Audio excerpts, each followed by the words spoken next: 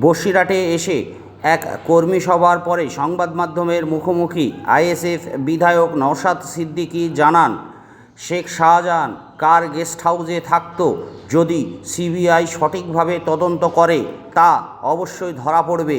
শুনে নেওয়া যাক শেখ শাহজাহান সম্পর্কে আইএসএফ বিধায়ক নওশাদ সিদ্দিকী সংবাদ মাধ্যমের মুখোমুখি কি জানালেন। আগামী দিনে গ্রেফতার হবে কার গেস্ট হাউসে শাহজাহান শেখ আশ্রয়ে থাকতো, এই নামটা বলে যাচ্ছি। আগামী দিনে এও গ্রেফতার হবে যদি সিবিআই কাউকে না এড়িয়ে যায়।